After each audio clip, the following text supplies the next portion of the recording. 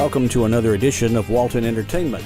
Today we'll have more news, information, and entertainment from your local hometown. Hi, welcome to Monroe Walton Center for the Arts, your new Christmas wonderland. We have over 50 artists set up in our gift shop and our holiday market for you to shop. So our entire gallery is now ready for your holiday shopping, Christmas gifts, anything you've got going on, we've got it. Most items are under $35 and a lot of our items are well under that. So come in, give us the shop and see what you think. We'll be open on Thursdays from 11 a.m. to 8 p.m.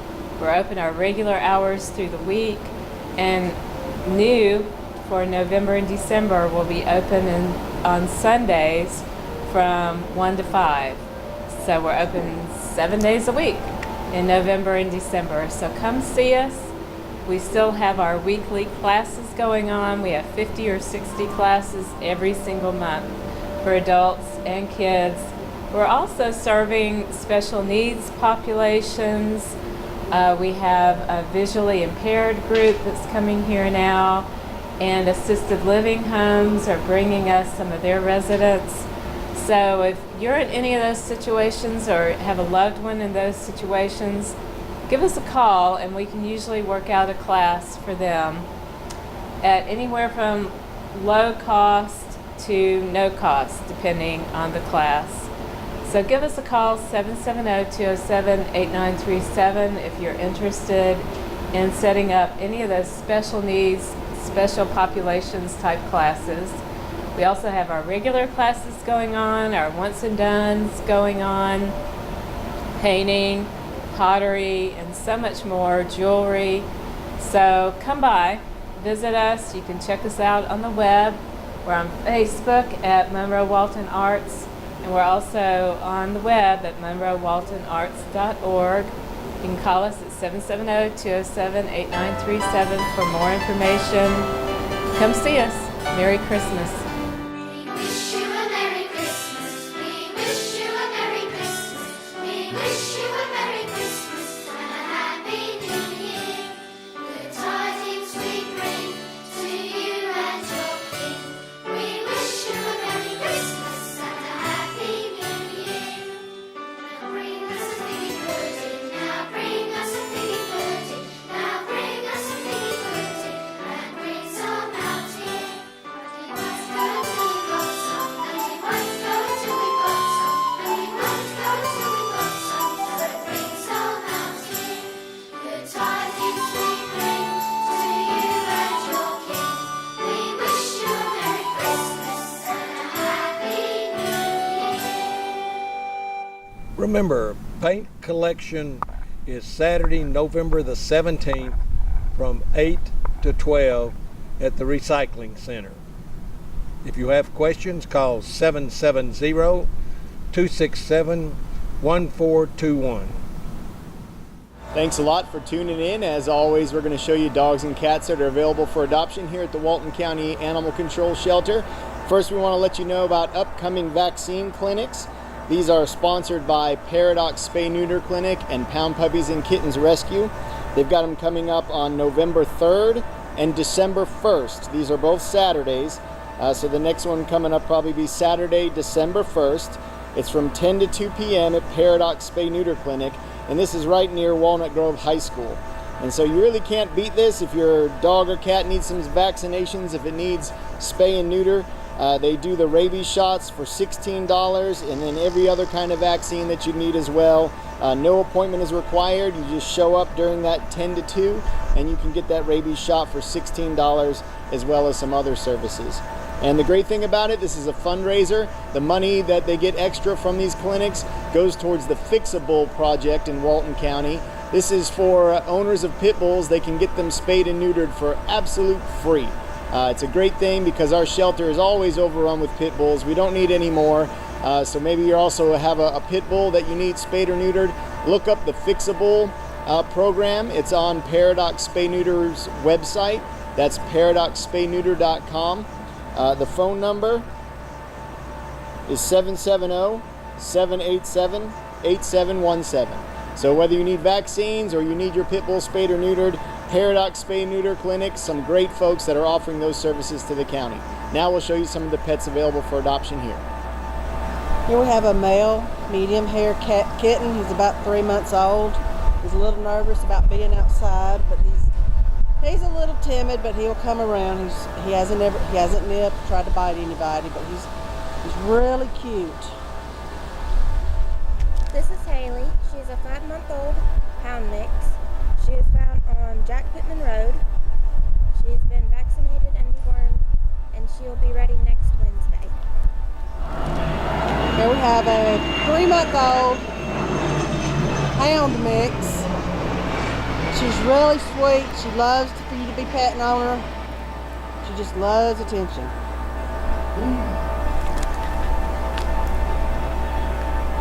This is a male hound mix. He's about 6 months old. He's just looking for a good home.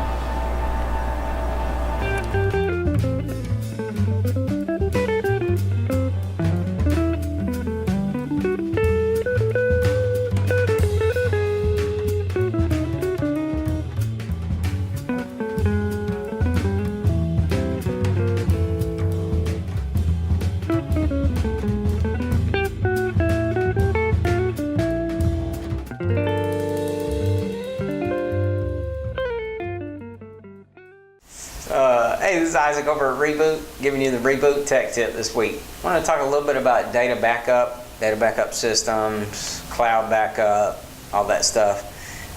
So there, this day and time, there's no telling when your phone may go out or your computer may go out or whatever the case is, and then your data is gone. So always need to have some sort of backup. I heard somebody say one time too, well, if you have one backup, you got no backup. So you need to have 2 backups, which I really and truly I agree with. Because you got to think, like, if let's say you have a computer and you back it up to an external hard drive, which is it's a drive basically in a box, and it plugs into your computer with a USB port. Anyway, so let's say you got that backing up every night, and the building burns down, or you just never know. Like the power may short out the computer and the drive, so then you got nothing. Like all your stuff is gone. So, there's all kind of options these days. As far as having two different backups, usually what we'll recommend is doing one of those external hard drives and also doing like a cloud-based system. And I know everybody gets scared of the cloud and all that stuff. And yes, it can be. I don't know, I tell people all the time, if you're on the internet, you can get in trouble. So you're just as susceptible to attack on your computer as you are for the cloud-based system. Like there's no real difference there. Like it's all the same. Everybody's on the internet. So if you're on the internet with your computer, there's you can't be any more scared than if you got something cloud-based system. So keep that in mind. But anyway, the ones we typically would recommend, like Carbonite does a good one. It is what's called a syncing service. What that means is, so whatever you have on your computer, and Carbonite is backing it up to their cloud system. If you delete it from your computer, it gets deleted from Carbonite. So it just syncs with your computer. So whatever's on your computer is what's on Carbonite, which is great. I think, because anything that you're keeping on your computer, Carbonite has it. If your computer blows up, then you just go online to Carbonite. You can access it online at carbonite.com, or you can get another computer, set up Carbonite again, and it'll pull all your stuff back in. There's some other ones, like iBackup is another one. I believe iDrive is another one. Carbonite, as far as I know, is the most affordable. It's like $60 a year for unlimited storage, which is huge. I mean, you can put everything you want up there forever. So that's a big one. I will say, as far as like pictures go, especially on your phone, if you have Amazon Prime, Amazon actually gives you free photo backup, unlimited free photo backup, and it's just through an app. So you put the app on your phone, and it automatically pulls all your pictures to Amazon's cloud system. That's what I do on mine. And it's not actually a syncing service. Whatever photo goes on your phone, it goes to Amazon. It doesn't matter if you delete them off your phone or not, which I like a little bit more because sometimes I need to free up space on my phone, and so it stays on the Amazon cloud system. I like that. So as long as I have Prime, then I get that for free.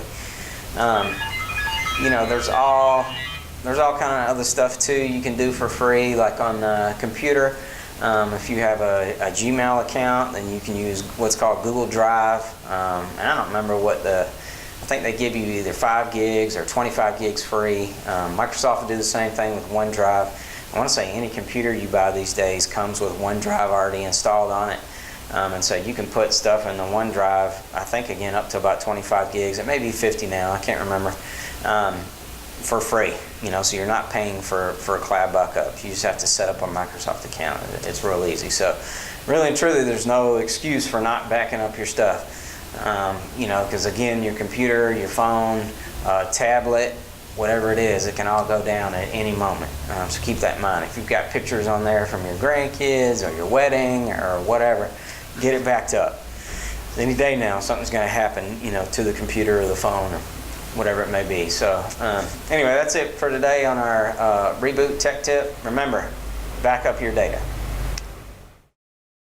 Our church is very fortunate to have the opportunity to take our juniors and seniors every 2 years on a education trip abroad. We have been to Italy and Greece, we have been to the United Kingdom, and this particular group has chosen Italy, Austria, and Germany. And part of what we will be studying this time is Holocaust history. We'll be touring a concentration camp in Germany. It's Dachau. We had originally scheduled a gentleman who had spent time in 7 concentration camps, one of which was Dachau, but he became ill and was unable to come. And through the museum, Bremen Museum in Atlanta, we were introduced to Elizabeth Unger Lefkowitz. Dr. Mengele, the doctor of death. This is the worst human being it got ever. In the beginning, the pain was so harsh that you couldn't even talk about that to anybody. So it's needed decades to get the oil. But when we're beginning to hear the denier that Holocaust never existed, then I felt like I own for my lost family, my parents and my entire family I lost. I was the only survivor to talk about the truth, what's going on, that the people should know the truth, not deny it. We just feel like, first of all, seeing something firsthand and being able to travel to the location of something is so important and just ingrains things in your mind. And also, those who do not know their history are doomed to repeat it. So this was one of the most horrible things. I don't know. I get a little speechless when I think about it. I cannot imagine. And this generation of Holocaust survivors, they'll be gone before we know it. We don't have a whole lot of years opportunities to meet them and talk with them face to face and see what it was like firsthand.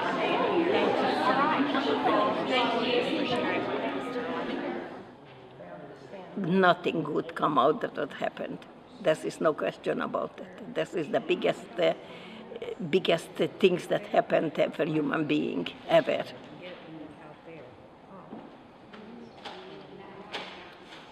Yeah, the people have to know to respect others, and your heart is in your body, and love the people. This would be the nice things when everybody love others and respect others. Hello there, and good day. I am Michael Davis, a 4-H program assistant with the University of Georgia Walton County Extension Service. Today I'm going to talk about some upcoming 4-H programs we have available to 4-Hers in grades 4th and up. First, horse judging. We have Horse Quiz Bowl coming up, and it's just started. They meet on Tuesdays at 6:45 at the 4-H office in downtown Monroe. For more information on the Horse Quiz Bowl and upcoming horse judging, please contact Miss Sarah Grimes at our office, 770-267-1324, or you can email her at spgrimes@uga.edu. Our nationally acclaimed Walton County 4-H BB team will start their new season coming up in November, on November the 15th at 6:30 p.m. They will be meeting out at the Ag Center located at 1208 Criswell Road, just off of Highway 11 south of Monroe. Mr. William Carlin is looking forward to another great season. This team program is available for 4-H'ers in grades 4 through 8. If you need more information, contact our office. Coming up in the near future, will be poultry judging. It will be starting in January, and our first meeting and practice will be held at the 4-H office on Sunday, January the 27th at 3 p.m. And we'll get started then. But we're looking forward to another great season with poultry judging. Miss Bridget Love is one of our educators in our office, and she works with what's called Project Free. And it is a fostering relationship and economic enrichment type program, and she will have an upcoming class starting on November the 30th and December the 1st here at the Walton County Ag Center. If you need more information, contact our office, ask for Miss Bridget Love. She can provide you additional information. And it's a program, again, for fostering relationships and economic enrichment for parenting. We have many things going on in our office. We also always have available the soil test kits. You come by the office, pick these up for your soil samples. They are $7, and bring those back into our office. We get a lot of questions about water sampling. Do y'all do water tests? Yes, collect your water or contact us for more information about that. But we do have those tests available of many types. Can't give you an exact price on these because they range from around $30 over $100, depending upon what kind of testing you're having done. But contact our office, 770-267-1324 for more information if you need any information about water testing for well water. This is well water testing. And but those are some of the activities and things that we have going on. Of course, our office is located at 100 North Broad Street, downtown Monroe. We're that marble building on the corner of Spring and Broad, right across the street from the historical Walton County Courthouse. Come by and see us if you have any questions concerning anything, any of our programming, or just drop by to say hello. We're here Monday through Fridays, 8 to noon. We take noon to 1 off for lunch, and we're back from 1 to 5. So, yes, we look forward to seeing many 4-H'ers out for these upcoming events that we have and other things that we may have going on. And don't forget, we're here for you, whether it's soil sampling, water sampling, or questions about anything that you may have there around your home or your farm. Again, Michael Davis with the Corporate Extension Service here in Walton County saying so long. Hello Walton County, this is Kevin Littlewood, Chairman's Report on Walton Entertainment. Today I'm going to talk to you a little bit about the Veterans Memorial. I've been talking to you a good bit. We're very excited. Today's November the 1st. November the 12th at 10 o'clock will be the dedication ceremony at the government building. It's where the Veterans Memorial is. Coleman Landers will be singing the national anthem. Loganville American Legion will be presenting the colors. Monroe Area High School Band will be doing some military melodies. Jody Heiss is a keynote speaker. Representative Bruce Williamson will say something, and Colonel Mike Steele will be Black Hawk Downs. He'll be the military guest speaker. And so we have a couple of pastors that's going to do opening prayer and a closing prayer. And so it's a big event that day. Very excited, something to have for now and forever, for the people that have already served and the ones that will serve for America. And if you get a chance, make sure you go out Hammond Drive and pull out in front of the government building and look at it. We've got the water in there now, but it's just not turned on. And the medallions are supposed to be here, the 3-foot colored medallions from each branch of the military. We've already put the bricks down that have been sold prior to October in there. We've had good many sold in October that have not been put down, but all the bricks are out there, and then they will come in and they'll take up a certain portion and they'll put new ones down. We'll probably be forever selling bricks, and so if you feel like you got someone in the military that you want to recognize and or memorialize, please make sure you get with the Veterans Committee and get that brick purchased. This is going to be something exciting to have in Walton County going forward, and it's a good deal there. I want to talk to you about the bypass.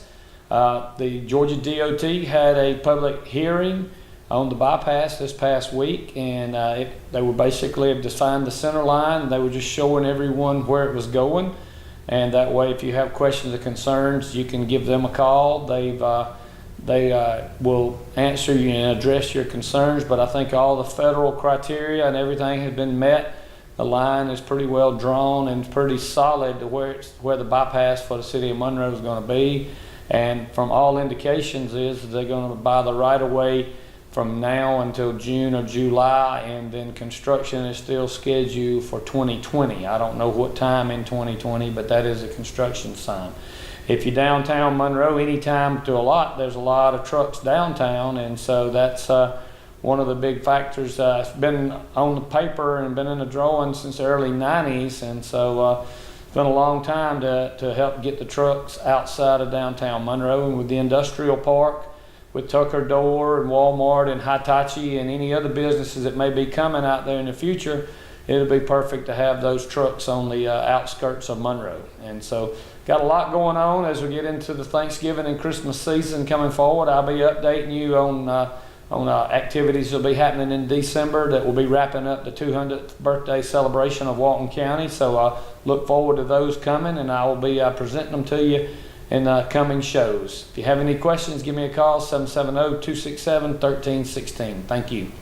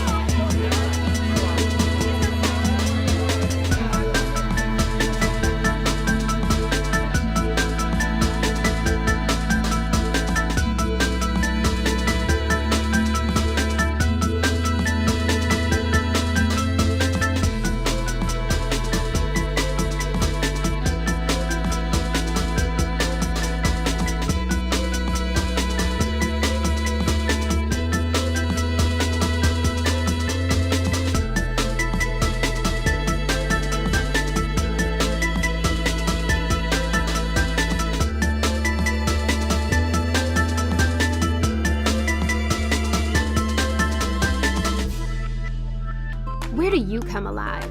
A stadium, lecture hall, a music hall, church potluck? This year, you have a new spot, walkgeorgia.org, a free website that provides you with all the resources needed to get your heart rate up and body out in your community. Sign up and receive individual or group fitness tracking, fitness demos by certified trainers, recipes, and a guide to resources in your Georgia County, all in one easy-to-use site. When you move more, you live more. walkgeorgia.org.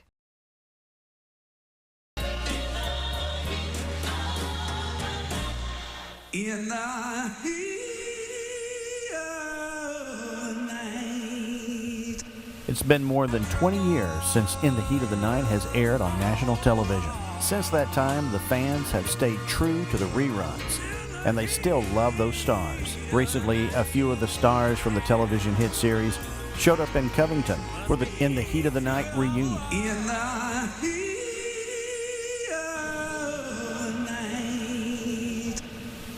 Well, they used to shop in Bruno's. It was a grocery store we used to have here in Conyers, actually. Yeah. And the cast, I mean, they just acted like they were anybody else, and then ate everywhere and went to Blockbuster and went to the bars. And my dad had drinks with Bubba and them, and Parker and them were all in Blockbuster one night. And so yeah, they used to shop in late at night when nobody was there. So yeah. It's just deflated. It's just totally deflated. Yeah. Come on, just like you're spoken like a good DA. To live here is like a home away from home for almost 7 years, 9 months out of the year. We live here. Get to know the people, get to know the region, and it's just like home. 2 years after the show ended here in '94, so it would be '96. I just fell in love with this area and all the people, and everybody was so kind and genuine. And I had looked while we were filming for a home here, and I just never found the right one with the right floor plan and what have you. And so after the show in '96, I purchased a lot and had a house built here. And then at one of the reunions, we were doing a video for Carol. And so all the cast members, we got to, say a little hello to Carol. And of course I broke down in tears, and I told him about my house, and I said I call it the house that Carol built. I'm Randall Franks. I was Officer Randy Good on TV's In the Heat of the Night. Covington, the 5 years that I spent here, it became another home to me. The people who lived in the city, the people that we interacted with, and the businesses, they became extended family. So every time I get a chance to visit Covington, it's like coming home. I walked out on the street this morning and I thought, well, I felt at home. I was looking to see some of the old friends that we worked with so much. I thought, well, we must be shooting another episode just for a brief moment, because it's so real. Even 20 years later. Heat was very popular, just like Vampire Diaries is now, and what we were seeing in the Welcome Center is a lot of the fans that were coming in for the Vampire Diaries tours, when they had their parents or grandparents, they realized, oh, Heat was filmed here too. We saw the crossover with the market, so we started trying to cultivate and find the fan groups for In the Heat of the Night, and we've been working on this for about 2 years. We contacted Alan, and he was filming his movie, and he said, when I'm done, we'll come back. So that's kind of what got the ball rolling. So as soon as Alan called and said October 10th, we communicated with the rest of the cast, and they were anxious to come back. So we're hoping that this is the beginning of reinvigorating the love for that show that a lot of people still have, because it's good, it's wholesome, and a lot of people have a lot of fond memories of that. So between Vampire Diaries and Now We're Sparta, so the new slogan is, when the sun set on Sparta, the moon rose over Mystic Falls. So welcome to Hollywood of the South. This whole thing, I didn't realize how emotional it would be. And I think we all are responding like that, I've been just tearing up all morning. And I'm looking at that picture now with Carol O'Connor and Howard and Hugh, and you can't get any better than that. Hi, Hi, I'm Maureen Dowdell, and I played Tracy Boggs and Lydia Kinsey on the television series In the Heat of the Night. And Covington is my second home. I have to tell you, one of the greatest things about my experience here when I was shooting the show was meeting the people and being brought into the warmth of the community. It's close to my heart. My friends are here. I come back probably every year because I love Covington. And so I just want to thank all the fans and everybody who has kept the show alive through Sparta, Mississippi, Covington, Georgia. It was an interesting ride coming down this morning from Atlanta. I came down here so many times to work on Heat of the Night, playing D.A. Darnell. Feels great to be back. Covington is beautiful as ever, and I did the show earlier in my acting career, and it probably brought me so many opportunities that set me on a path of where I am right now, which is fortunately a still working actor in Georgia and all over the Southeast. Why do you think this show has lived so long after its original run? Well, I think there's several things. I think it's something that the whole family can watch together, which is kind of an unusual thing nowadays with what's being produced. And so I think that kind of makes it a little bit special. And the storylines, we always tried to talk about meaningful things. We had some fun with it. You know, there was some humor in the show, but again, we tried to broach subjects that were people could relate to.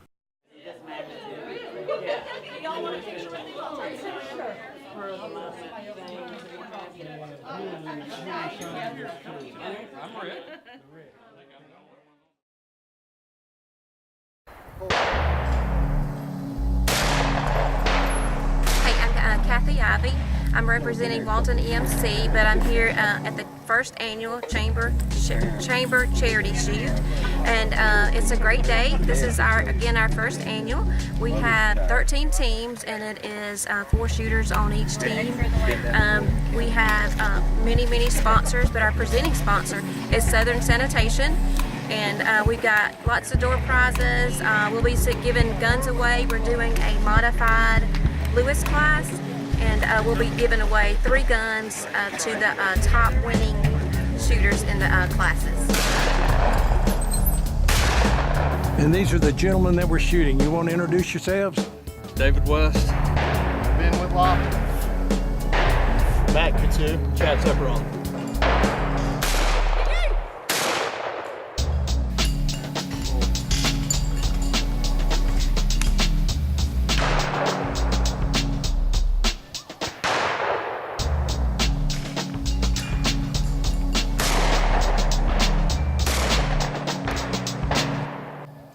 Pull.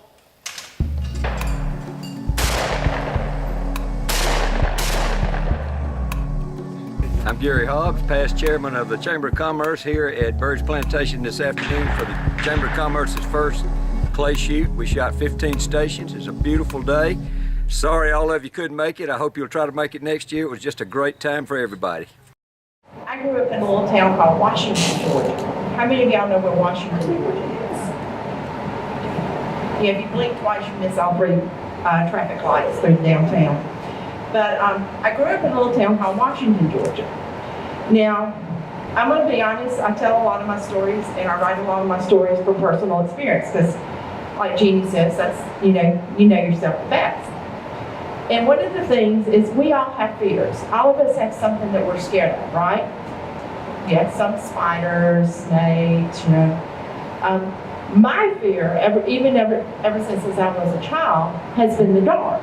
I'm terrified of the dark. And a lot of that is because I've always had a problem with my night vision. As a child, even, I can't see in the dark. So what happens is, in the dark, when you can't see, your other senses kick in.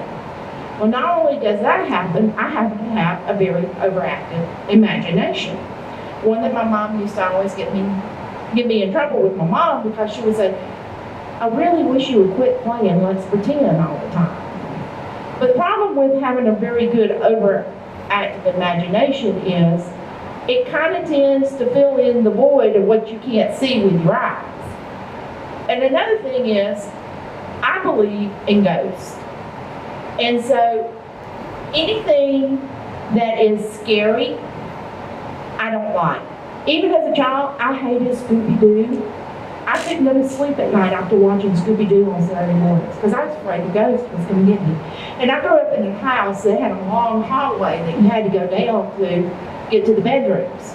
And there was no light that you could turn on that would illuminate the back side of the house.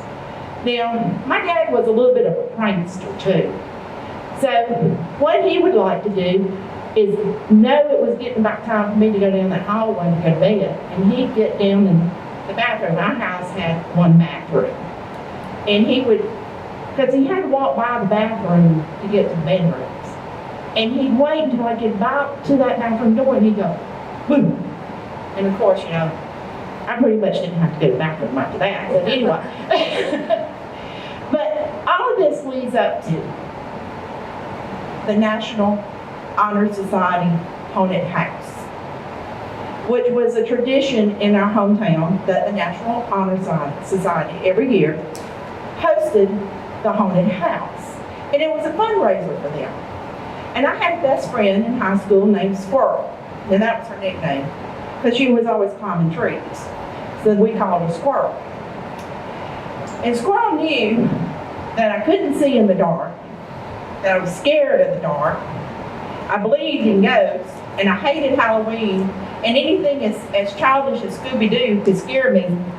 So I don't know why she came up with this insane idea that we needed to go to the National Honor Society haunted house that year.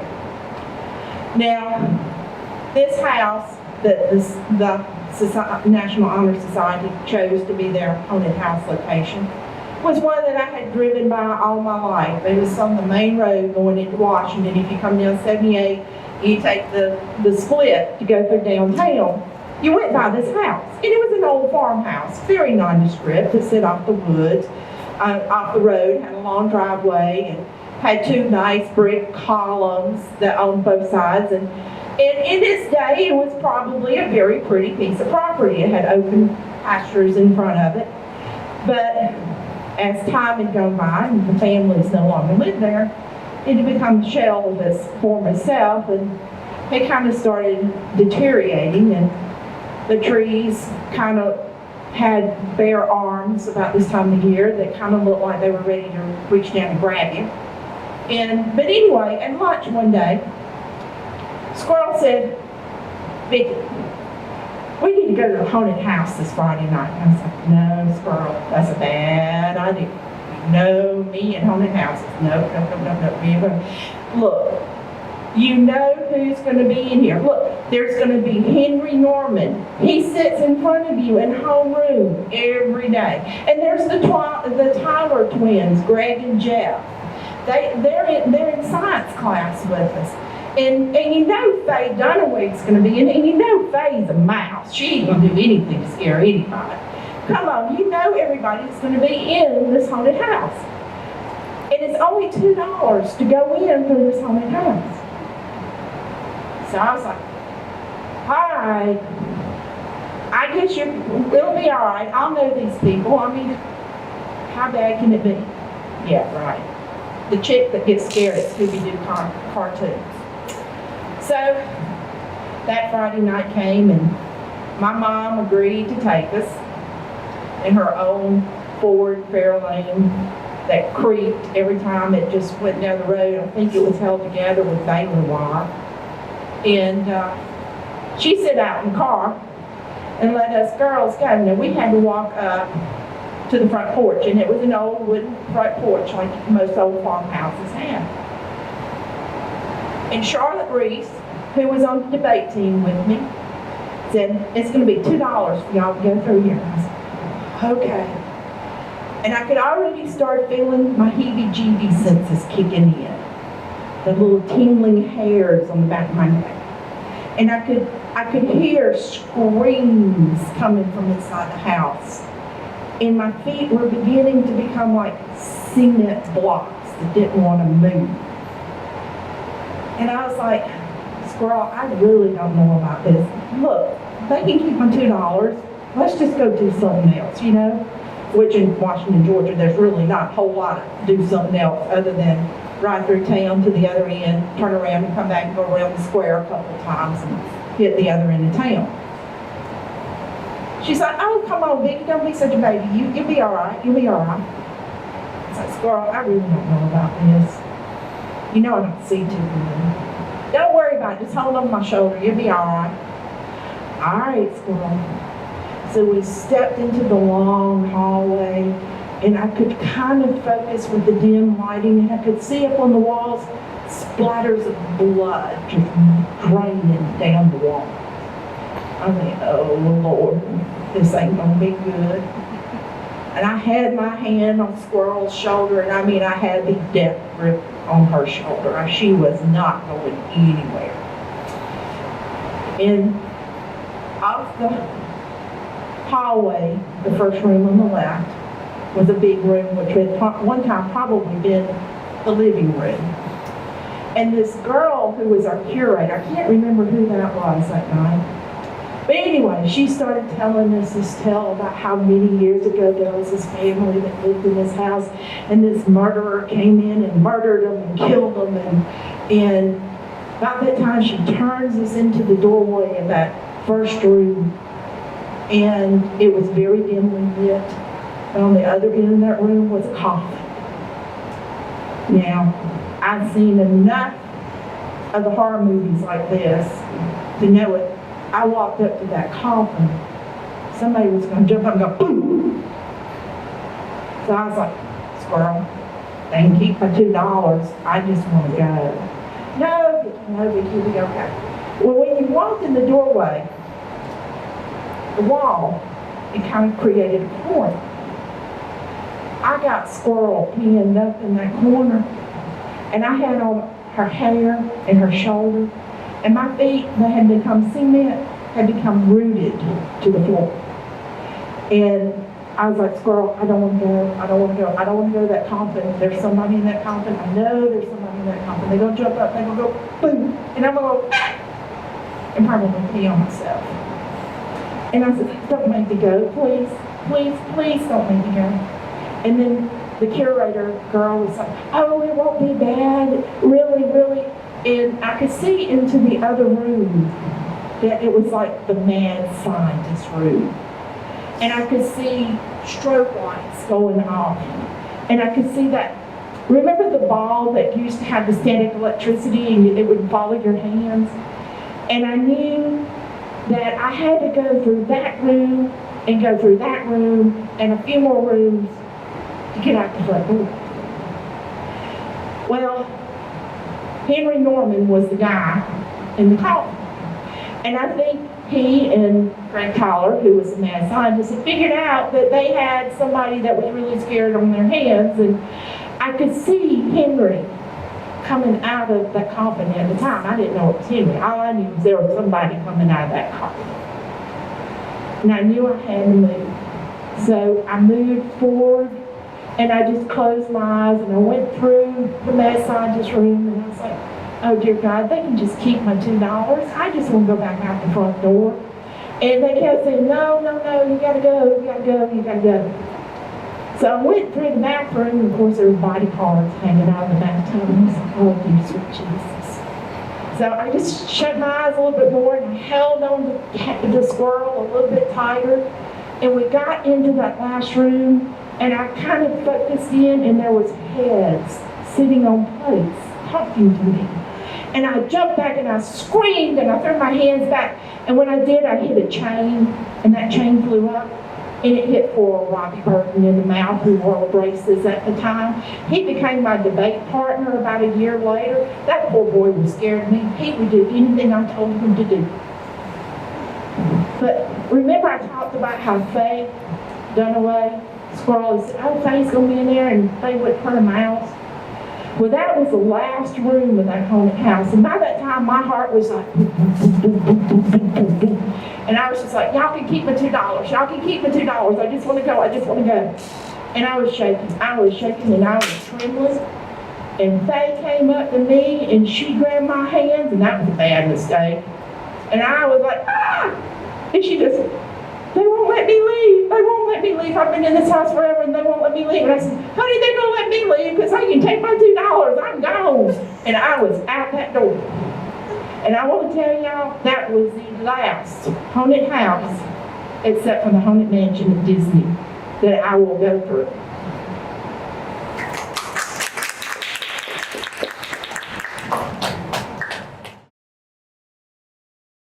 Welcome to another edition of Through the Camera. This week it's special. We're going to the Okefenokee Swamp.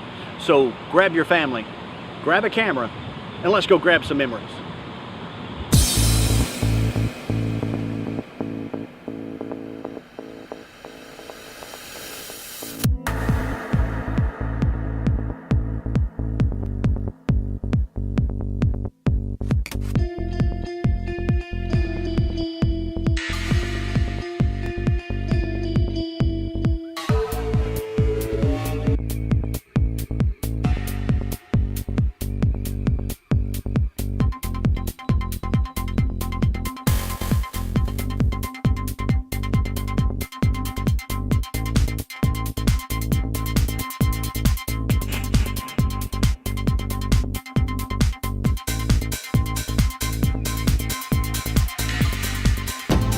Okay, so the night's over. We've left the luxurious Super 8 motel accommodations, and we're out here at the Okefenokee checking into the cabin. It's going to be a week-long fun tour of what we can find out in this natural forest. Amazing stuff, we hope. Just watch and see what we can come across here at the Okefenokee.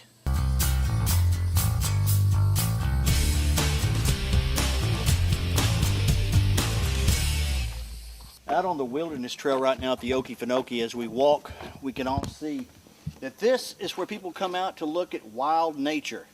Nature is wild, and that's what we're amongst today. Hopefully we can find something out of the ordinary.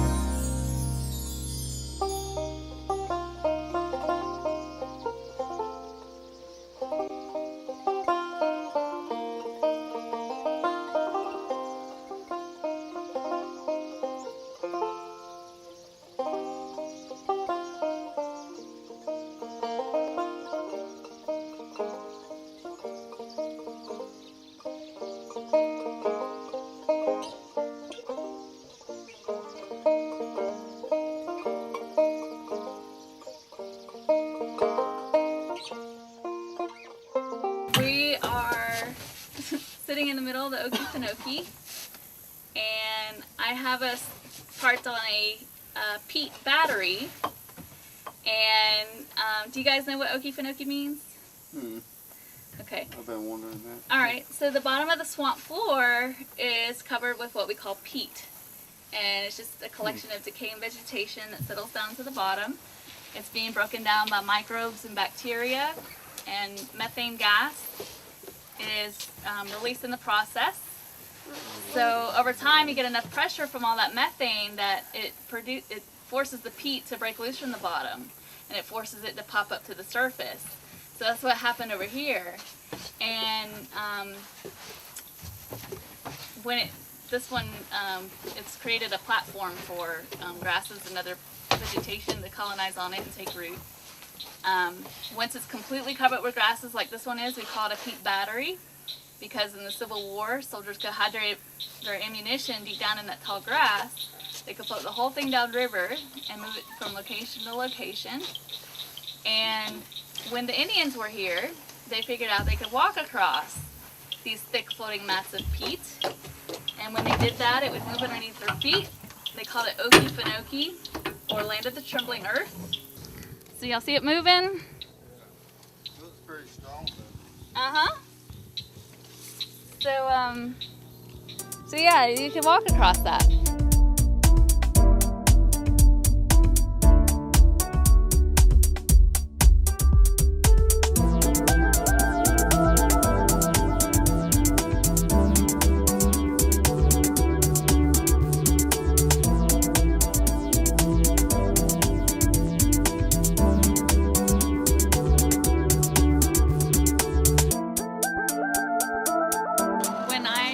Asked a friend in school what she wanted to be, and she said park ranger.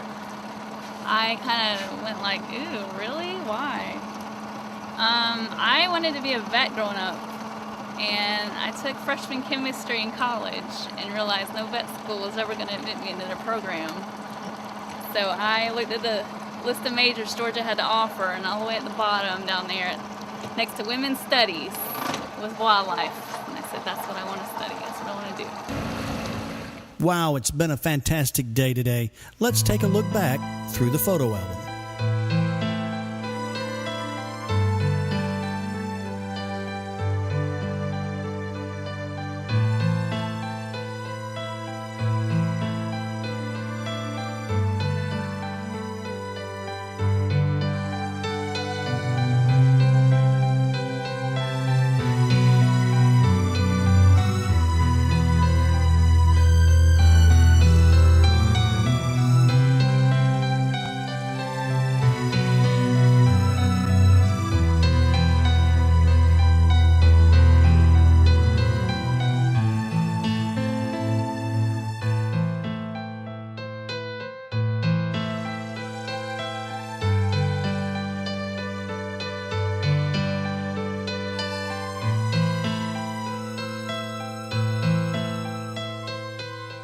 Thanks for coming along this week as we visited the Okefenokee Swamp.